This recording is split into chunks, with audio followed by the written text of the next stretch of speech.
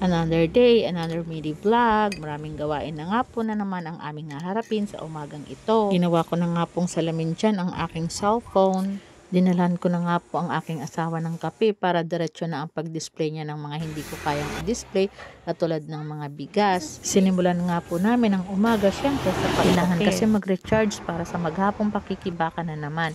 6 AM na nga po kami nakabukas ng aming tindahan. Sabi ko nga po sa mga una kong vlog na pag gusto kong matulog pa ay pinagbibigyan ko ang aking sarili, lalong-lalo na at bakasyon pa naman ngayon. Pagpasok ka na naman po kasi hindi na pwede na laging late ang pagbukas namin. Kasi kailangan abangan namin ang mga bumibili ng almusal para sa maagang pagluto ng mga mama para sa kanilang mga anak na papasok sa school. Pagkatapos ko nga pong magkape dyan ay i-display ko na po yung mga kaya ko namang i-display. At tumutulong din po ako sa pagtitindera para mabilis na mabentahan ang mga mamimili. Pag may tindahan, nagkabawal gumising ng tanghali. Kailangan magbukas para magtinda. Kailangan yung mga gulay maubos agad dahil sa sobrang init ng panahon, madaling nalalanta ito. At marami rin po talaga ang namimili ngayon dahil ang month po ng May ay maraming piyestahan, lalo na sa mga karatig barangay namin. At kung familiar po kayo sa 4-piece, ay payout din po nila ngayon. Kaya isa din sila sa mga namimili sa amin ngayon. Kaya ngayong month of May, wala nang swimming kasi kahit nasa swimming naman ang utak ko ay nasa tindahan pa rin. Charot. Nangihinayang sa isang araw na benta. Sinong relate? Pag nakatapos na nga po kami mag-display sa lahat-lahat, mga customer na namin ang kailangang atupagin. Isinasabay na lang ang pagripak ng mga ripakin tulad ng macaroni, paminta, sugar, harina at marami pang iba. Kung hindi man namin ngayon matapos, meron pa rin bukas para sa pagripak. Sabi ko nga po sa mga tuwang ko sa tindahan, unahin lagi ang customer. Ako po kasi ay hindi nakakabilo sa pagtitindira dahil ako nga po ay taga-sukli rin. At kailangan kong i-check ang lista nila kung tama ang presyo sa bawat paninda at kung tama ang compute nila kasi hindi naman pwedeng kulang, lalong hindi naman pwedeng sobra. Dapat tama.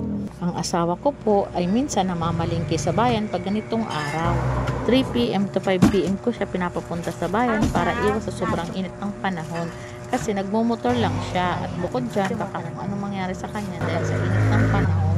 Nakakatuwa nga po pag pareho kayong mahilig magtinda. Sabi nga po ng mama ko, maliit pa lang ako ay ang hilig ko na daw maglaro ng tinda-tindahan. At nagtitinda nga din po ako sa school namin para may pantagdag sa baon. At sino pong mag-aakala na itong asawa ko pala ay nagtinda rin ng mga gulay at kung ano-ano sa alabang. Kaya siguro pinagtagpo, charot. Pero hindi biro mga kastor. Ang pagtinda hindi pwedeng gaya-gaya lang. Dapat buo ang loob.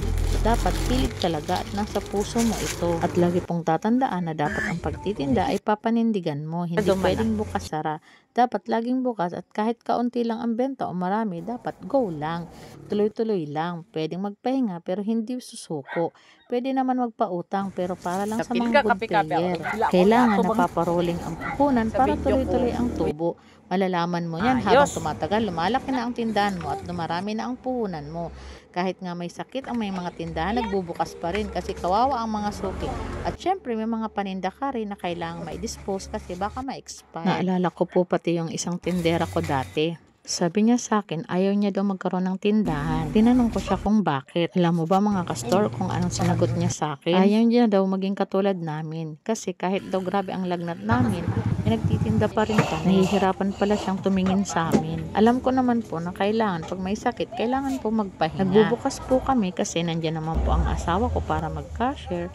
At may mga katuwang naman po kami sa aming tindahan. Ako po naman ay lagi naman pong nandito sa kwarto namin. Minsan-minsan ko lang naman po sila tinitingnan sa tindahan pag okay po yung pakiramdam ko. Hanggat kaya ng isa sa aming mag-asawa ay nagbubukas po kami. May mga kailangan talaga tayong isakripisyo pag may ganito tayong negosyo. Hindi pwede na magsasara ka kasi may pupuntahan kang birthdayhan o kung ano man na party. Pwede naman pumunta pero pagkasara na ng tindahan katulad ng ginagawa namin, kahit late kami ay at least nakakarating pa rin kami sa mga pupuntahan naming mga kaibigan na may party. Kung nakikita mo po yan, lalaki yan, ay ahente po yan. Nagpapa-order po yan sa akin ng mga palamig. Isa pa po yan sa syempre, importante sa ating tindahan, yung mga ahente na nagpapa-order ng mga product. Isa din yan sa hinihintay namin araw-araw kasi kahit pa paano ay nakaka-discount sa kanila at umababa ang presyo. Sana yan lang mga kastor ang pagtitinda. Sakripisyo nga, sabi ng iba. Wala naman pong trabaho na hindi nakakapagod, diba? Ganyan talaga. Pag magulang ka na, kailangan maghanap buhay ka para sa mga anak mo. Lalo pa ngayon, kailangan doble-doble doble ang pagsisikap namin. Kasi habang tumatagal, habang lumalaki yung mga anak mo,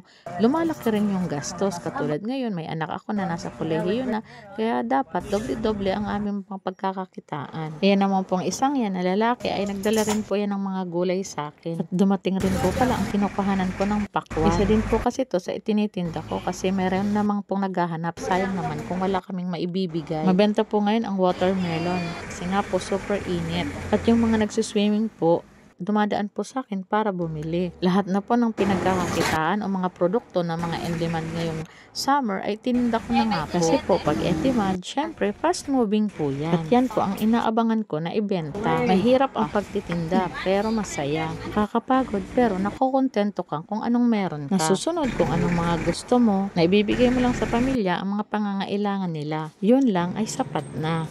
Siya mga ka-store, hanggang dito na lang ang aking mini vlog. Ingat, bye-bye!